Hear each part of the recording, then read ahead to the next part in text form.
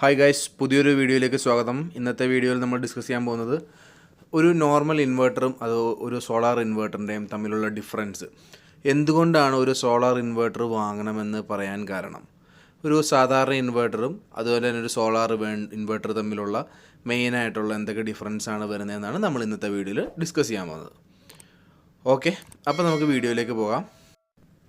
ഒരു normal inverter, അതായത് ഒരു സാധാരണ ഇൻവെർട്ടർ എങ്ങനെ ചാർജ് ചെയ്യുന്നത് വെച്ചാൽ അതൊരു മെയിൻസിൽ നിന്ന് അല്ലെങ്കിൽ ഗ്രിഡിൽ നിന്നായിരിക്കും ചാർജ് ചെയ്യുക. അതിന് ഒറ്റ പവർ സോഴ്സ് മാത്രമേ ഉള്ളൂ.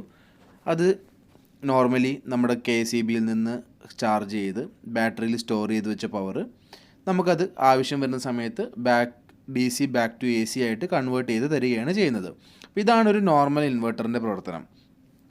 ഒരു സാധാരണ ഇൻവെർട്ടർ സിസ്റ്റത്തിൽ നിങ്ങൾക്ക് അറിയാവുന്ന പോലെ മെയിനായിട്ട് വരുന്നത് ഒരു ഇൻവെർട്ടറും അതുപോലെ തന്നെ ഒരു C20 ബാറ്ററി ആയിരിക്കും.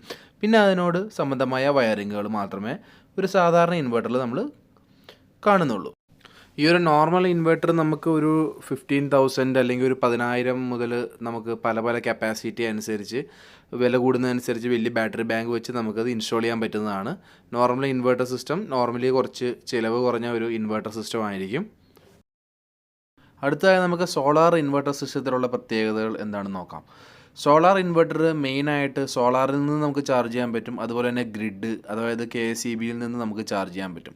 അതായത് സോളാർ ഇൻവെർട്ടറിന് 2 പവർ സോഴ്സ് ഉണ്ട്, ഒന്ന് സോളാറും ഒന്ന് ഗ്രിഡും. പിന്നീട് സോളാർ ഇൻവെർട്ടറിൽ വരുന്ന കമ്പോണൻസ് എന്ന് പറഞ്ഞു കഴിഞ്ഞാൽ അതിൻ്റെ സോളാർ ഇൻവെർട്ടർ, ഒരു C10 ബാറ്ററി, പിന്നെ അതിൻ്റെ അനുയോജ്യമായ സോളാർ പാനൽസ്, പിന്നെ അതിൻ്റെ വയറിങ് വരുന്നതായിരിക്കും. ബേസിക്കലി ഈ 3 കമ്പോണൻ്റാണ് ഉണ്ടാവുക.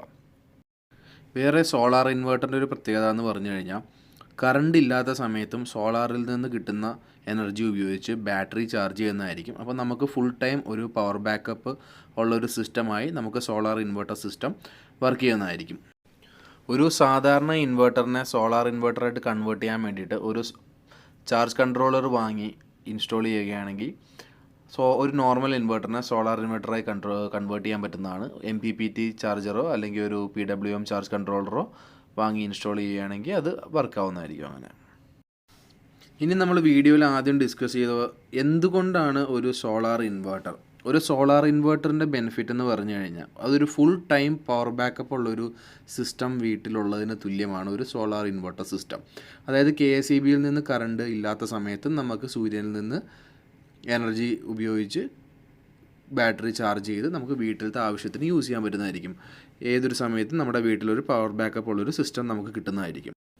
അടുത്ത പോയിൻ്റ് എന്താണെന്ന് വെച്ച് കഴിഞ്ഞാൽ നമ്മുടെ വീട്ടിലെ കറണ്ട് ബില്ല് റെഡ്യൂസ് ചെയ്യാൻ നല്ല രീതിയിൽ ഒരു സോളാർ ഇൻവെർട്ടർ സിസ്റ്റം നമ്മളെ സഹായിക്കുന്നതായിരിക്കും. അതായത് സോളാർ സിസ്റ്റം പലതരമുണ്ട്. മുമ്പ് പറഞ്ഞ മാതിരി on grid, off grid, hybrid. ആ സിസ്റ്റത്തിൻ്റെ കപ്പാസിറ്റി അനുസരിച്ച് നമുക്ക് വൈദ്യുതി ബില്ലിൽ നമുക്ക് അതിനനുസരിച്ചുള്ള കുറവുകൾ വരുന്നതായിരിക്കും. മൂന്നാമത്തെ പോയിൻ്റ് എന്ന് പറഞ്ഞു കഴിഞ്ഞാൽ ഒരു സോളാർ ഇൻവെർട്ടറിന് ഒരു നോർമൽ ഇൻവെർട്ടറായും പ്രവർത്തിക്കാൻ പറ്റും. അപ്പോൾ അതിനകത്ത് പാനൽ കണക്ട് ചെയ്തിട്ടില്ലെങ്കിൽ ഒരു സോളാർ ഇൻവെർട്ടർ ഒരു നോർമൽ ഇൻവെർട്ടർ പോലെ തന്നെ KCBയിൽ നിന്ന് ചാർജ് ചെയ്യും. അതുപോലെ തന്നെ കറണ്ട് പോകുമ്പോൾ നമുക്ക് ബാറ്ററിയിൽ നിന്ന് പവർ യൂസ് ചെയ്ത് നമുക്ക് റൺ ചെയ്യാനും പറ്റും. അപ്പോൾ അതൊരു സോളാർ ഇൻവെർട്ടറിൻ്റെ ഒരു ബെനിഫിറ്റാണ്. അപ്പോൾ നമുക്ക് ആവശ്യമുള്ള സമയത്ത് നമുക്ക് പാനൽ വാങ്ങിച്ച് വയ്ക്കാവുന്നതാണ്. ഇപ്പോൾ ഒരു പുതിയ ഇൻവെർട്ടർ വാങ്ങുന്ന ആൾക്കാരാണെങ്കിൽ എന്തുകൊണ്ടും സോളാർ ഇൻവെർട്ടർ തന്നെ ചൂസ് ചെയ്യുക.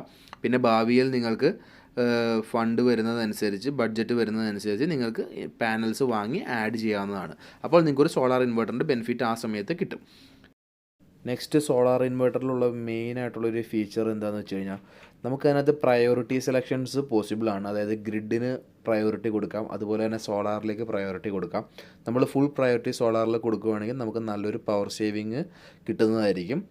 ഇതൊക്കെയാണ് ഒരു സോളാർ ഇൻവെർട്ടറിനും നോർമൽ ഇൻവെർട്ടറിനും തമ്മിലുള്ള ഡിഫറൻസ്. ഇപ്പോൾ നിങ്ങൾക്ക് ഏകദേശം മനസ്സിലായി കാണും എന്തുകൊണ്ടാണ് സോളാർ ഇൻവെർട്ടർ നല്ലതെന്ന് പറയുന്നത്.